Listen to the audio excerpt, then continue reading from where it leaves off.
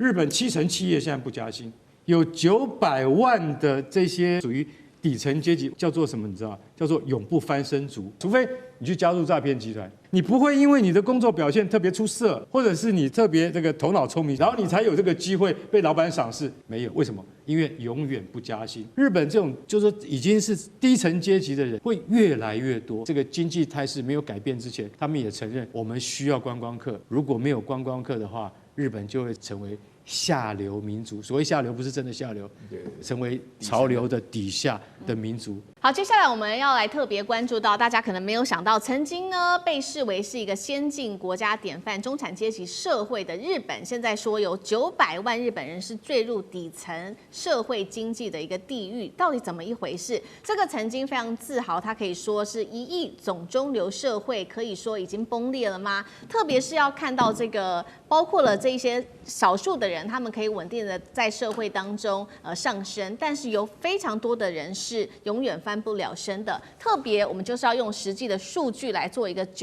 佐证。2025年，日本的劳动人口数正式突破了7000万人的大关，但是要特别看到的是，来自于日本早稻田大学教授，他是这样评估的：虽然说劳动人口有7000万人，但是日本现在出现了规模超过900万人的一个底层阶级。这些底层阶级不是失业者，也不是游民，他们其实每天非常努力的上班，拼命的工作，但是被视为是穷忙，翻不了身。底层阶级他们的平均收入在日本，我们把它直接换算成新台币，大约是44万元，相当于216万日元。他们的年收入其实不到这些正式员工，也就是新台币年收入99万元的一半。在非典型雇用者，现在更是被统计在日本的劳动市场上高达了有30%的人口。到底怎么回事？日本现在有超过900万的底层阶级，很难翻身吗？在日本这种高物价的社会，他们的生活会不会非常的艰困？润老师怎么解读？这个是这样子哈，我必须强调这个。我今天看到这个消息的时候呢，我心里有一点难过哈，因为什么呢？因为我觉得这个我的难过的主要原因是，这不单纯是讲日本啊，实际上的话呢，就是说亚洲的国家的话呢，那么可以分成2类啊。那日本的话呢，刚好是情况是比较麻烦的哈。分成2类，一个的话呢，就是说大陆跟日本之间呢，我们都会知道，这个其实讲起来跟我所学的专业是有关系的，就是你的国家的制度啊，要不要适当的干预啊？那日本的制度的话呢，它基本上是属于一种比较直接的资本主义式的。那大陆是走这个社会主义的道路啊。今天我们不谈这个社会主义，我们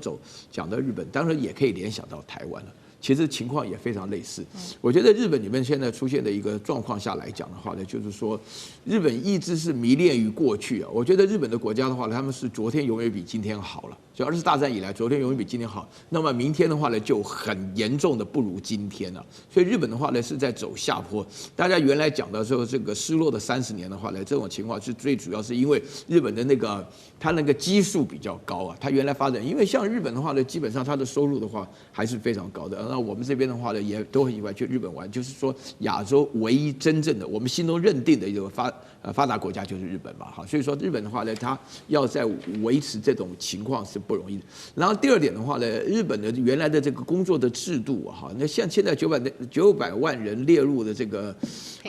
对这个数字听了简直触目惊心。就是日本原来的话呢，有名的是它的工作的制度，就是说。我自己的，在我这个年龄之前，比我大7、8岁的人，他们很羡慕日本的制度，就是不管是私立公司或是公立公司，他们一旦进入公司，就是永远在里面公司工作，而且那个附着力非常强，而且会觉得认定这一切都非常非常好，公司会给你待遇什么的，那么去解决了社会制度问题。但是日本的这种高速发展是一个假想的一个结果。结果日本的话呢，我就必须坦白讲，日本的公司当中做假的然后这个家电事业的结束。然后还有这个日本本身来讲的话呢，没有办法因应，甚至于最严重的就是说，日本到现在，因为我们原来在嘲笑就是说日本的那个到现在都不用 Internet， 还是用传真机什么的，居然是真的，你知道吗？日本的保守就是大家缺乏创新的意义，所以呢，我们现在整个收入的结果我就从大的角度来讲不是说这个日本人这个面对的困难有多大但是呢，就是说相较于亚洲4小龙在发达的过程当中，日本显现见的是创造力不足。还有第3个真正的因素的话呢，我必须坦白讲，大陆的生产业的崛起。那么是使得日本现在的话呢，产业当中，现在大家我成长的时候啊，都是以看Sony电视、听Sony的录音机就没有不是日本的照相机。现在除了照相机大概日本货还多一点以外，其他都没有了。它到哪去了？通通被大陆的产业取代了。那这个取业的话呢，那个大陆生产的东西有个很麻烦的地点，什么呢？这个麻烦点就是通通是白菜价，你现在的话呢，搞一套。现在我们自己做自媒体的时候，那个 Poke3什么的就是我讲说，我想带个 Poke3回去，好，我帮你弄一个就是通通都非常方便嘛。就尤其你到了深圳去买的时候，这些东西，那我觉得在这种竞争的压力下，还有日本的这个制度当中的话，让大家自生自灭的情况下，以及再加上原有的制度的福利条件这么好，三者加在一起的话呢，有很多人就没办法达到这种情况。我觉得最惨的是年轻人了，台湾的情况下也差不多台湾的情况下的话呢，就是说，因为我们原来生活水准不怎么样嘛，所以现在弄到这种情况，大家觉得说维持现状挺好的。但日本的情况就不一样，日本现在明显要面对于这个生活水准要倒退，而且大陆现在从2026年开始，也就今年的开始，一定要搞死日本，所以日本的工业生产的话呢，缺料然后缺工，然后的话它这个缺资本，所以这些问题都陆陆续续会爆发的。好，那干哥又怎么看900万的所谓的底层阶级你知道中国什么时候取代日本成为世界第2大经济体？2011年，也就是距离现在15年前，中国取代了日本。那2011年跟日本的那个经济泡沫化，1990年已经相差20年，日本还是能够维持第2大经济体。可是到了2011年以后，日本就走下坡，不断的走下坡。刚才岳老师讲的很对啊，为什么？因为他们不是科技的大国吗？但你知道日本的，就说他在中层以下的国民，当时他们有一句话，在1970年代的时候，叫做1亿中流程。日本总共的人口不过是1亿2千万，但是他们说1亿中流程什么意思？我们这1亿人都是属于什么？都是属于中产阶级，不会有贫穷者，但是有少数的富人，所以这是他们很骄傲的地方。现在日本国民他们会讲，那个1亿中流程早就不见了，为什么？就像我们刚刚讲的，有900万的这个说属于底层阶级。我告诉各位，这900万的叫做什么？你知道？叫做永不翻身族。你永远不能翻身，你也没有办法，除非你去加入诈骗集团，好不好？不然你永远没办法翻身。你不会因为你的工作表现特别出色，或者是你特别这个头脑聪明，像岳老师这样子，头脑非常聪明，然后你才有这个机会被老板赏识。没有，为什么？因为永远不加薪。日本7成企业现在不加薪，然后所以说他们一个调查，他找到很多故事。他说，现在日本人的得糖尿病平均的年龄已经低于40岁以下。有个外送员，他怎么得的？他早上要接一份工，晚上要接一份工，然后呢，他一有时间，他就只能够用吃来慰劳自己。吃什么？吃盖饭，吃那个拉面，再不行就吃泡面。所以这就是他们现在的劳工的明显的生活。他怎么努力，他都上不去。而且日本的企业，就刚刚像岳老师这样讲的，他们是很刻板的去研判你。因为以前都是你进了这个公司成为正式员工，你永远不会出去的，向心力很强。但是现在有7成的企业都不用正式员工，而用派遣工。你这听起来好像跟台湾一模一样。对，台湾现在也是这样，用的都是派遣工。为什么？这样我就不用付退休金了。不是这样吗？这是未来的趋势。然后因为 AI 跟机器人之后，将来像日本、像台湾这样的环境只会越来越糟糕，对不对？还有最重要的一点，你知道日本人离婚之后苦的是什么？苦的是妇女。为什么？因为他们没有生产能力，他们在社会上相对弱势。这个2个社会的比较，你会发现台湾还是比较自由，日本反而怎么样？反而不自由，因为日本传统看待女性就是怎么讲？就是比男性要低的一阶，所以单亲妈妈很难带小孩，因为他们没有办法自谋生路，所以大家就晓得说，日本这种就是说已经是低层阶级的人会越来越多，而且在短暂的这个经济态势没有改变之前，他们也承认我们需要观光客，如果没有观光客的话，日本就会成为下流民族。所谓下流，不是真的下流，成为潮流的底下的民族。那一天很快就会到来的。好。确实，如这个干哥帮我们看到，那日本其实现在针对于单亲妈妈他们的受雇比例，现在最新出炉是非正规就业比例高达40%。现在担心说很多的妇女，也许他们是单亲妈妈，需要花时间在全天工作，无法陪伴孩子，会导致教育落差。那贫穷会不会世袭？等一下请聂老师看。那另外一方面，日本现在是先进国家当中贫穷率最高的。2018年统计说它的贫穷率是15.7%。聂老师怎么看？这个刚好是我本人在日本有公司，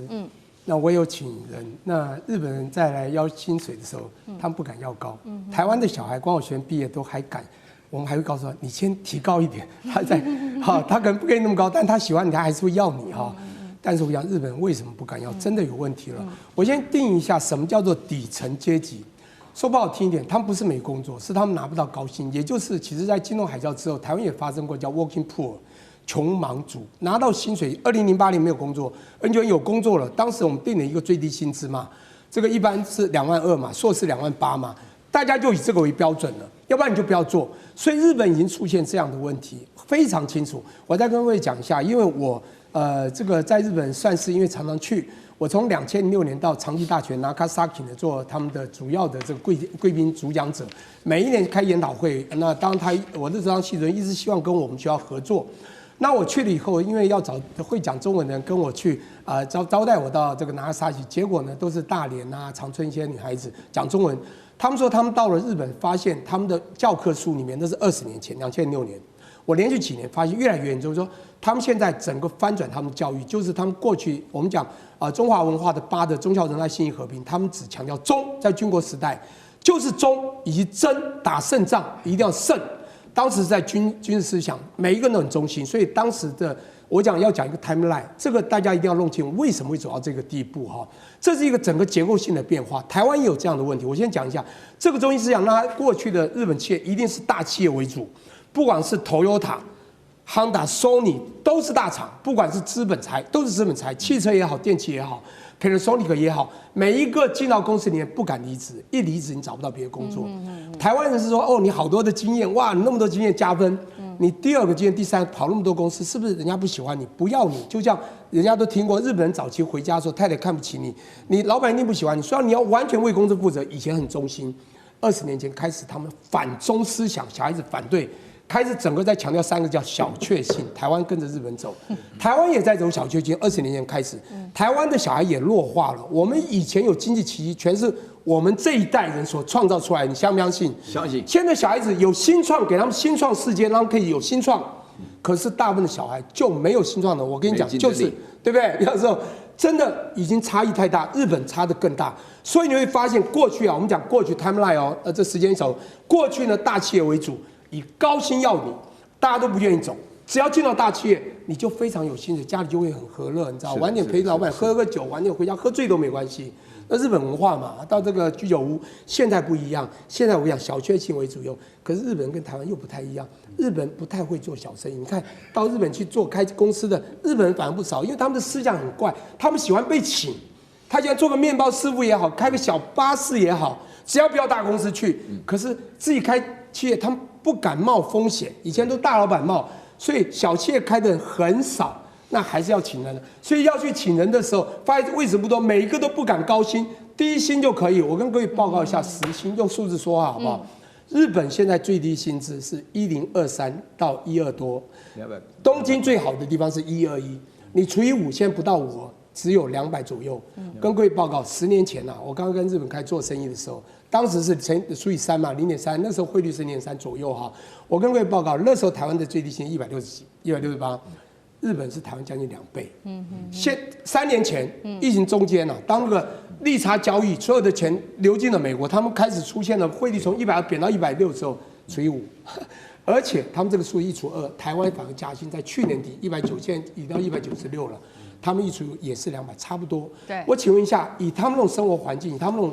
这个消费水准，他们消费也低了没有错。你知道他们又不敢要求高薪，而台湾小孩100多请的小孩子，你对他不好他就跑了，日本不敢哦。所以你会发现这个已经产生非常明显的结构性的很大社会结构的变化。因此，您刚刚讲到这个非正规雇佣或者叫做非典型劳动者到处都是，因为大企业是的不去，小企业又找不到，你低薪就够了，而且薪水就是低，所以 working poor 到处都是。因为我在那里，我感受蛮深的。今天要关心到的是北京这一回对日本寄出的3连击是全面的启动，尤其我们今天会在经济上啊、军事上面等等的层面，还有半导体的这个调查上面来做检讨。先来看到哦，这个3连击包括了有稀土、半导体跟渤海的军演，要掐住日本的命脉。那么日本则是祭出这种光阻剂来反制，能不能有效呢？今天节目一起来关心。好，赶快3个火线话题，今天会请来宾来帮我们特别做解答的是，中国大陆现在全面封锁了，从这个经济面，我们看到他做出的事情，就是在稀土跟有关于2氧细烷针对日本出手。那日本的高科技产业会因此而直接断链，甚至现在预估这个损失金额达到数十兆日元吗？第二件事情在军事层面，我们来做解读，就是大陆它连续的在渤海这边的高强度军演，是对日本这个军国主义复辟的一个贺阻吗？还是单纯秀秀军事肌肉，战力到底有多强呢？最后也会来关心到的是日本则是做出了它的反制，是利用它的光阻剂当做它的最强王牌。大陆会不会被卡死，还是早就已经准备好自给自足，可以做全面脱钩呢？今天就这些议题，我们都会一起的来做关心。好，刚刚讲的是大陆的3连杀，所以包括从经济、军事到科技都有，而且是连着好几天一连串的各种制裁。首先看到6日，商务部已经宣布了全面升级对日本的军民两用的各种物资的出口管制。那当然了，现在大家也在最关心的就是稀土的管制对日本的冲击到底有多大呢？第二个冲击就是7号的时候对日本制的这个晶片关键材料2氧细烷来启动反倾销调查。要知道，每一年日本出口给大陆非常多的2氧细烷。最后我们来看到是渤海这边举行的军事演习，直指战略核心，对日本的冲击，赶快立刻的来看到。有关于稀土啊，日本其实非常的依赖大陆的稀土，占比更是最多高达了70%。现在来估算，靠着稀土要做的产品，每一年将会超过10兆日元。现在没有稀土了，日本怎么办呢？第二个事情，对于日本的冲击就是刚刚说的2氧细烷，每年呢日本出口幅度高达了4000公吨啊。那现在大陆呢就是要针对非常多的这个日本的这个出口2氧细烷的公司来特别做反倾销调查，这边直指3家公司，包括了信越化学、法商业空、日本子公司跟三菱化学等等。最后是在渤海的演习，为什么这边特别的重要？就是因为这边是经济暨出海的门户，从去年开始它就已经连续禁航了，紧张情势在这边可以看得出是在明显的升级当中。节目一开始要特别请教赖老师了，这一连串的制裁对于日本来说到底有多伤？有没有可能直接伤到日本的产业命脉？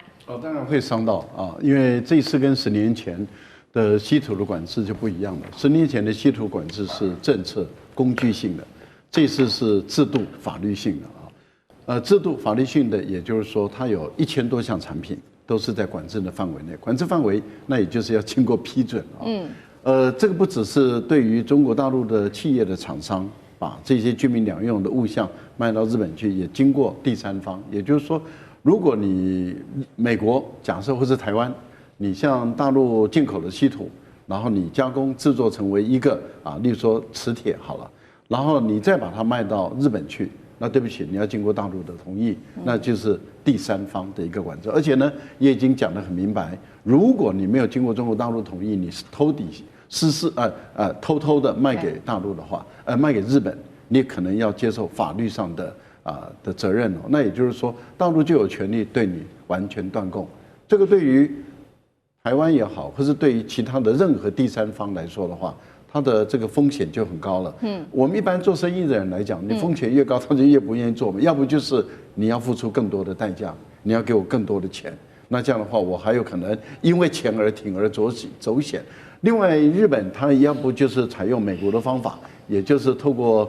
这个走私的方式例如说透过废料或者透过各种走私到缅甸或者第三方的时候再出去。但是你看大陆现在很多的贵州的有一些人都被抓了，有一些官员都被抓了，有很多的这些走私的这些矿产的这些人都被抓了，这代表什么？他们的执法是越来越有效，而且是越来越严格。好，那一旦是如此的话，当你日本如果没有办法充分的或者是很稳定的从中国大陆那边你获得你所需要的中重稀土的话，这个对于日本的工业当然会造成很大的影响嘛。这不只是汽车工业这个半导体各方面都会产生影响。那么更重要的是军事工业，基本上日本要发展，那就难度就很高了。因为你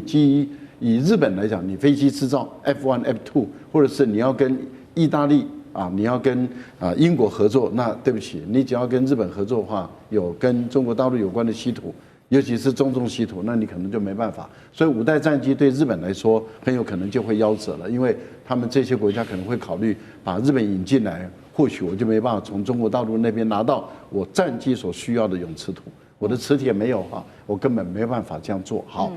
那不管是导弹034，或者是12.4或者是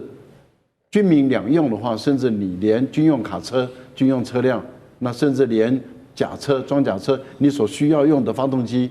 那你可能都没办法了，因为它都需要用到磁铁，可能都没办法。好，那这次谈到的是第2号公告，也就是说这是2026年中国大陆出来的第一个公告，就是对于这些所有的军民两用物项的一个全面性的管制。第2份公告就是对您刚刚讲的这个二氯细烷，二氯细烷在大陆他们叫做2氯2氢硅这跟我们台湾的名称不一样，但同样的东西，这个东西是用在晶圆做晶片的这一层薄膜。我们要问的是，大陆有没有替代品？有了大陆已经有替代品。那日本原本占全世界的份额多少？80%。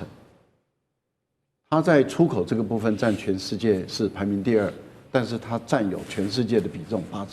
所以这个是对日本来讲是很大的一个工业也很大的一笔这个收入。对。可是问题是中国大陆的半导体基本量占全世界多少？总生产量在今年来讲，绝对会超过40%以上，有人估计可能会到50%，也说不一定。例如说成熟制成的晶片，中国大陆就占了70%嘛。这个12寸晶圆的28奈米你可以知道中国大陆几乎在全世界占有70%，所以你晶片生产多少，你就要使用到这个化学原料，要使用到多少。那以大陆的生产量占全世界，如果说我晶圆的生产量占全世界1半以上的话，那你日本等于是我出口的这个4000公吨，我等于是有1半以上都是卖到中国大陆去。那从现在开始启动调查，如果1年以后说你有反倾销的一个问题的话，那请问一下，它的关税如果是285%，或是400多，或是600多，那是由中国大陆自己来判断，你基本上都卖不进去大陆，你根本没有大陆市场，那你这些公司它的股价当然跌嘛，它的整个营业额会往下降，它必须要进行裁员减少人员，它的公司规模会越来越小。那中国大陆的公司规模会越来越大，为什么？因为它用1年的调查时间，所以等于是给中国大陆1年去准备它的足够的募集的基金，因为所有人都会看到说，哇，中国大陆的这些厂商有未来，因为拥抱自己的国内的市场都吃不完了，那很多的基金就会投进去，它的公司规模一下子会扩大。它把它的产能准备好以后，明年调查一旦结束，然后你日本的产品开始卖不进来的时候，中国大陆的产品开始补货来接你的市场的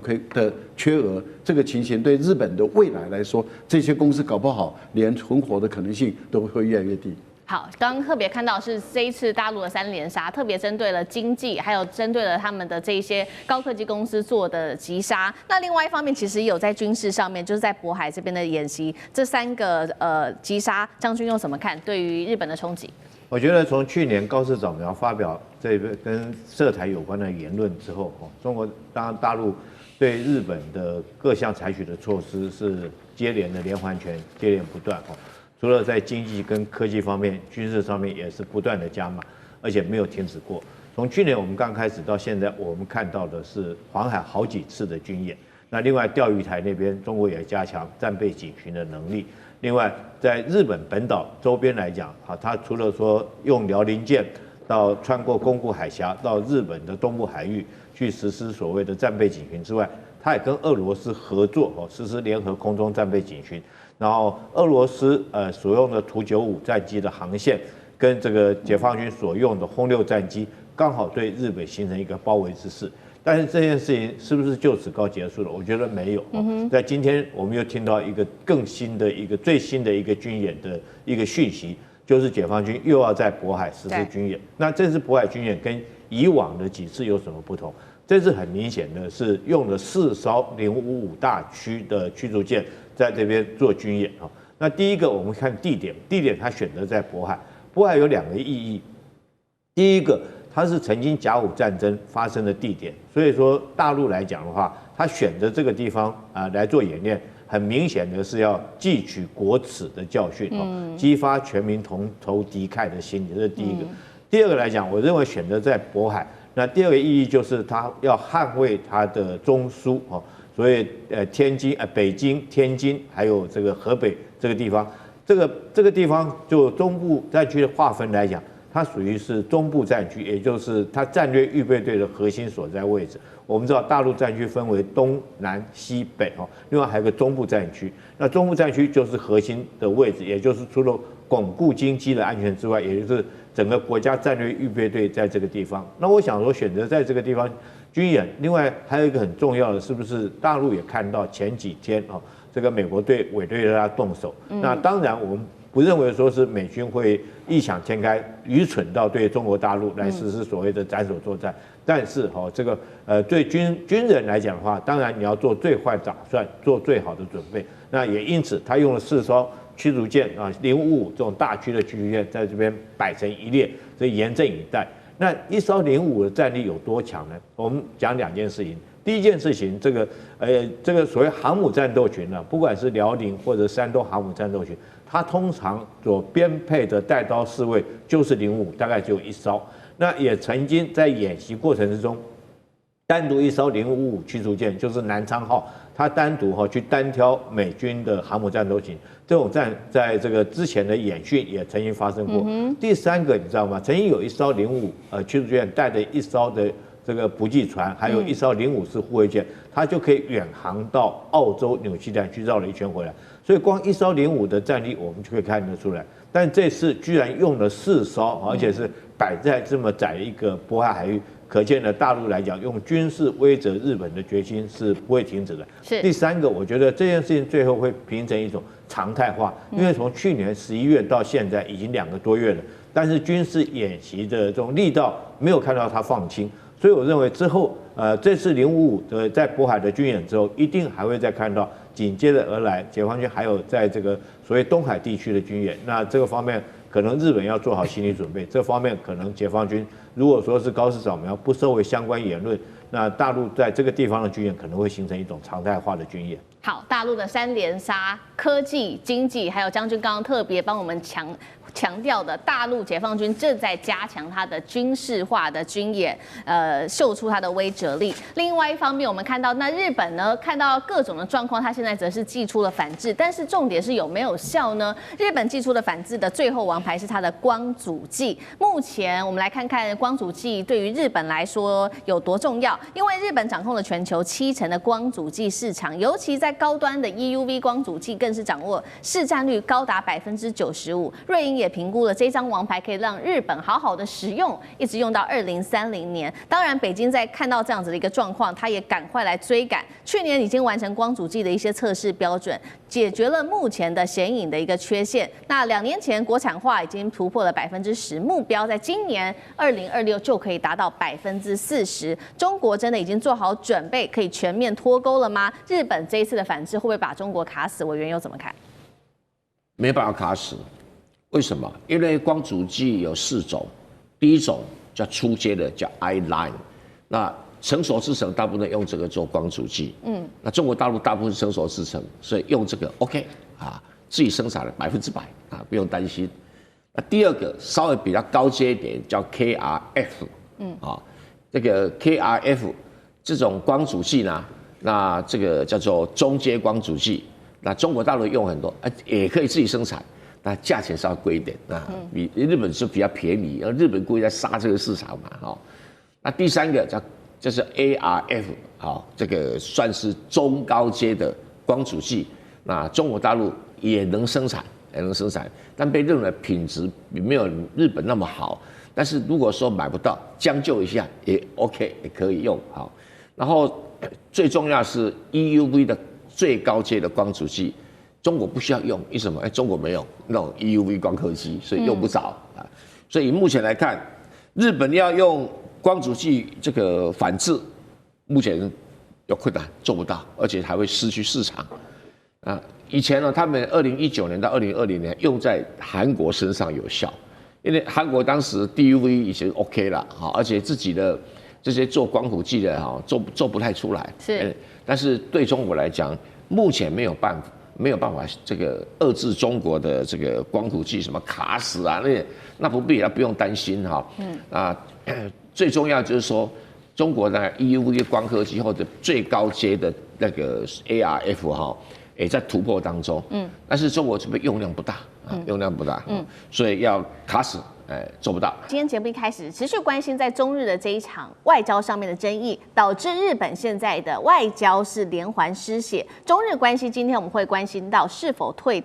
倒退了50年，日中关系正式的走向冷战吗？好，今天的3个火线话题，我们也请来宾来帮我们做解答的。第一个，我们来看到中国大陆于是决定呢，把他们的熊猫全面的撤出日本了。日本是否倒退了50年跟中国大陆的关系呢？因为现在也没有熊猫可以看了，中日关系是否加速往冷战的方向前进？第二件事情来关心，北京终于是有了大动作，在政治立场上面罕见的制裁了日本的军事高层，而台湾问题是不是真的是已经画出了红线？最后我们来看到是中东国家现在则是选择站队了，2个关键的国家，今天看到的是沙烏地阿拉伯跟约旦。在此刻，非常具有争议点的时刻呢，决定站队中国大陆，日本还有多少的外交空间呢？今天就这些议题，我们会一起的来做关心。好，我们来看到今年日本年度票选这个汉字的结果，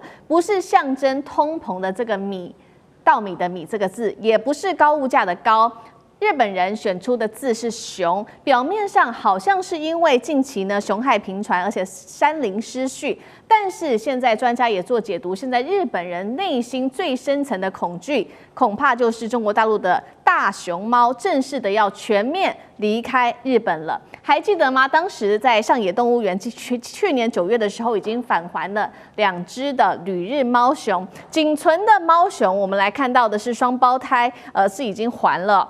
仅存的2个双胞胎，包括了小小跟雷雷，更将确定在明年的1月份就会提早的回到中国大陆了。那如果真的成真的话，就是1972年中日建交以来，日本第一次是完全没有熊猫在国内的。香香可以创造的商机达到267亿日元，这么多，而双胞胎则是可以创造大约308亿的一个经济效益。结果现在却是因为一句话，台湾有事高市说的，导致呢他的战略误判，让熊猫的外交也断线了。中日关系被解读是否往冷战的方向全面推进呢？所以节目一开始要请教尚志哥怎么看？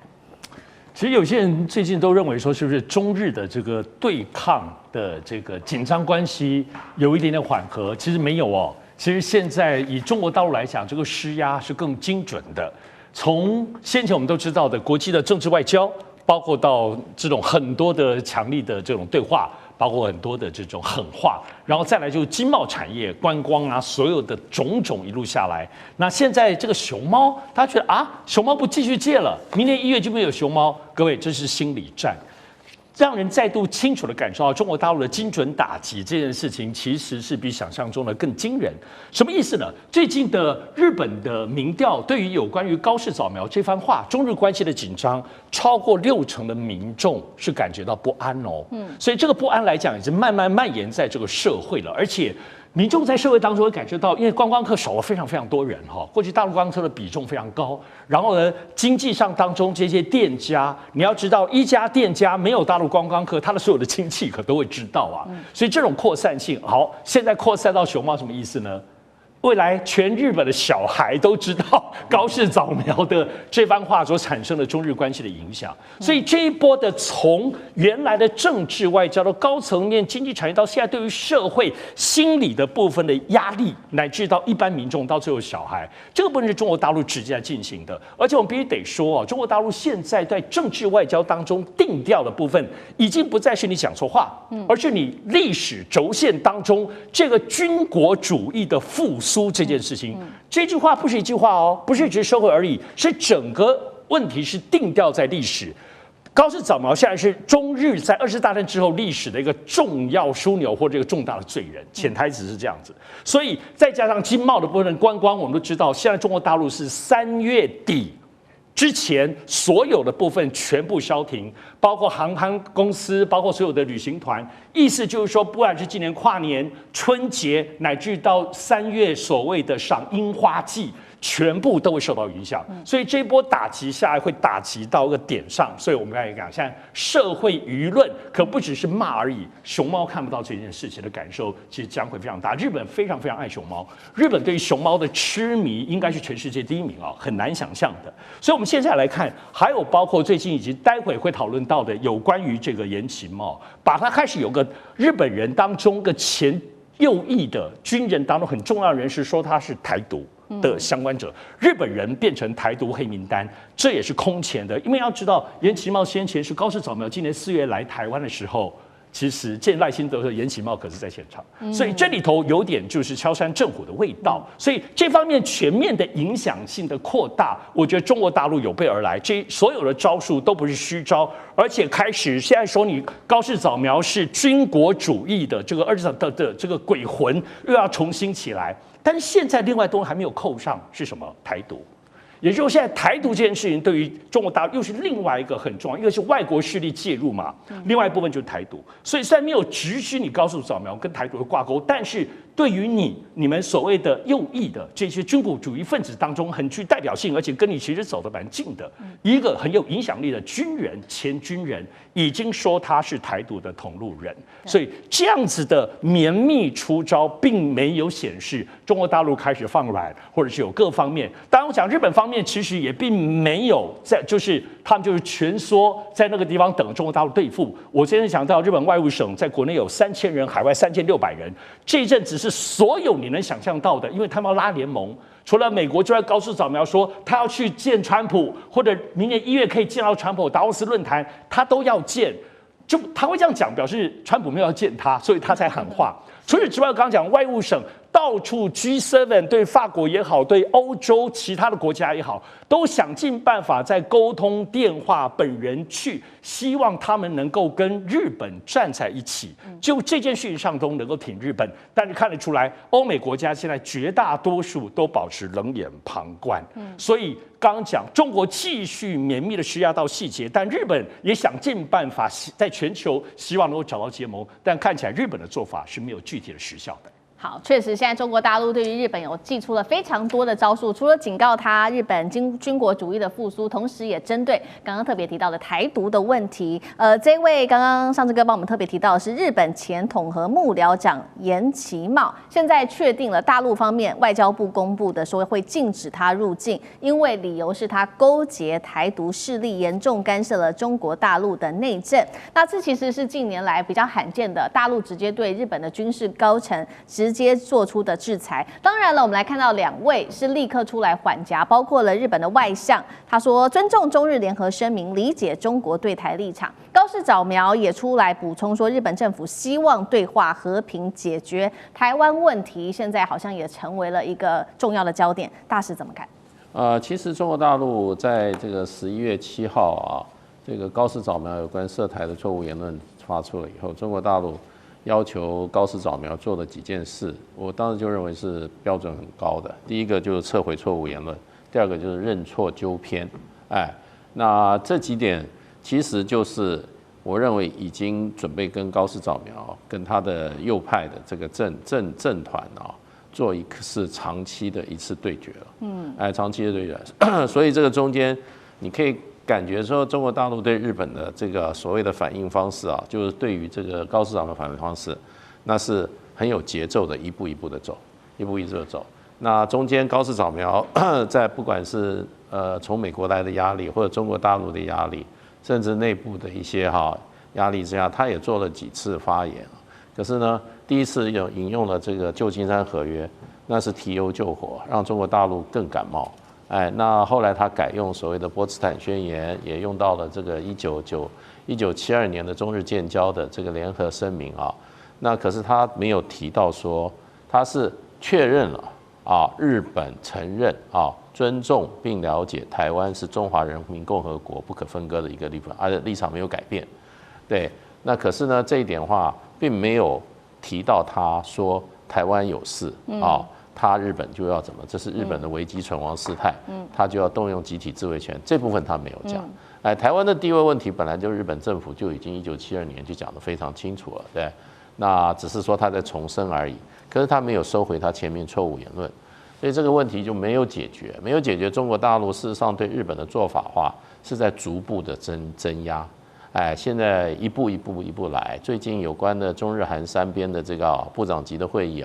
现在也都压的气氛非常的低，然后另外一方面，这个刚刚讲到熊猫的问题大概是没有了，然后再接下来还有什么呢？还有就是说，最近中国大陆也通知在日的中国大陆公民要重新就是说整理一下这些在日本的侨民身份要登记，然后呢，而且暗示就是说这些中日关系可能长期上是往负面的方向发展。那这是一个应变措施，如果发生什么这种意外，或者说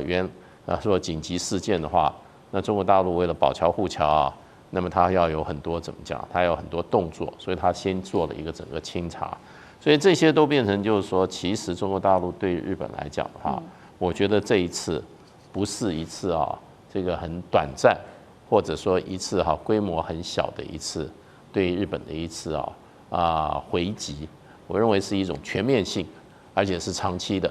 那目标呢，就是要跟日本的军国主义崛起这个趋势来进行长期的斗争。那这里面的话，外交手段已经使用了，另外一方面就是军事手段也使用了，另外还有社会手段，还有就是经贸的手段，这些慢慢都在成型当中。所以呢，日本事实上是不会轻易收回他的高市早苗不会收回他的言论的。日本走军国主义的这个方向也不会改的，所以就变成就是说，这个是一场长期的斗争跟较劲。那这个过程中，我想以现在中国大陆的国力还有手上的筹码，它基本上会用一种全面性的降低跟日本的关系，来不要去帮助日本这个国家的国力，还有呢它的经济实力、它的外交、它的军事实力这个在长期逐渐往上成长，它是要基本上是要抑制日本的这个军国主义抬头的这整个大方向的以整体的发展。所以我觉得今天就是说，如果说还要期望中日关系在短期内或者说1-2年内会恢复到这个高市早苗发言前的那个状态，那是不切实际的。所以我觉得这个中国大陆已经化被动为主动了。那中日关系将来如果要能够回升的话，那就要看日本方面能够做出什么样的积极的动作了。好，中日关系现在看起来很可能是朝长期对抗的方向去走。不过，那其他国际社会，包括中日之间的盟友怎么反应呢？我们看到大国美国方面是冷眼旁观，那倒是中国大陆，我们看到是多了2个新朋友。这个是中东哦，现在决定要来做表态支持大陆。2个国家，第一个是沙烏地阿拉伯，他们说坚持一中，反对外部干涉。第2个国家是约旦，外交部也表态了，台湾是中国不可分割的一部分。反观日本，现在是不是逐渐的受到孤立？现在高市早苗有来自于内部的压力，也有来自于外部的压力，能撑得住吗？干哥怎么看？那个王毅他在12日到16日他就分别到了3个国家：约旦、沙烏地阿拉伯还有卡达。他去这3个国家，就是等下来高市你看一看你这个台湾有事论这件事情呢，我来跟其他的国家让他们讲2句话来给你听听看，所以这是一种外交的一种策略，一种手腕虽然远在中东，可是我可以告诉你，这些国家一向都跟日本关系很密切，对，都很友好的。那我现在去跟沙烏地阿拉伯的王储来说说话，然后去约旦找国王阿卜杜拉2世也讲一讲，然后他马上发表，台湾是中国不可分割的一部分。警告你，为什么？你的盟邦，你日本的盟邦都已经表态了，所以这件事情你必须要表态。很简单那其实东京大学的那个学者上古智子，他就讲的非常非常的，他讲很传神，你知道吗？他在一个外国记者中心发表演讲，他说，你知道日本人最不擅长表达的，就是把自己心里的想法讲出来，最不擅长就是这样。他说我跟你讲，那个高市他已经讲了这么多遍我们不能对台湾问题有任何立场，你这样讲是得不到中国的就是说他得不到共鸣，他不会认为说，其实你已经反省，你已经后悔，你已经道歉了。其实中国老实讲，只是要你放软承认你对于台湾论述的不正确。台湾地位是早就已经确定的。其实这个在不管什么合约里面，台湾的在中国的关系之间，它就是中国的一部分嘛，这没有什么好多说的。那东京大学教授就认为说，你连这个都讲不清楚高市早苗，你虽然讲不清楚，我跟你讲，反映在什么？刚刚上次有讲到的，国内民意调查6成6开始担心中日关系现在很紧张对不对？可是另外一个问题问下去你就会觉得很妙。另外一个问题是，请问那个首相他的对于这个台湾的或者是说日本的存亡危机事态你的看法认为他的发言对不对？57%的民众就说对，高市这样讲是对的。为什么？因为如果我们有受到这个日本本身有受到那个不可预期的侵害的话，或是危机事态的话，出动自卫队是应当的。所以你看，日本就是他开始就是一个非常矛盾的民族，你知道吗？对你怕不怕跟中国处不好怕6成6怕。然后，但是高市早苗有没有讲错？没有。那你奇怪了，这是一个矛盾的民族，他们是几千年来都这么矛盾，但他们从来不敢讲出他们心中的话。所以学者认为是说，你就是不管是民间或是官方，都缺乏论述的能力。在这个情况之下，高市早苗的苦日子还要很长一段时间。为什么？因为他始终没有讲清楚，而且他也不可能再跟你讲清楚了，他只能够维持他现在原来的理论基础。可是说一句实在话，中国远远不只是要这样而已。你一天不讲清楚，那外交降等，还有冷处理，还有关系的继续的淡化，是一定会将来会影响到经贸，不是只有熊猫而已大猫熊我跟你讲，现在只剩下2只，对不对？然后明年1月就要还给大陆了，然后大陆第一次不再出借熊猫给日本。其实老实讲一句，这是很严重的一件事情。为什么？因为小朋友再也看不到了。每年有300亿日元的产值，现在如果没有这个产值，最重要的是就是说，对于日本的教育跟小朋友未来的期待都有很大的伤害。其实有多面向的影响，这是我觉得高市早苗应该好好考虑的。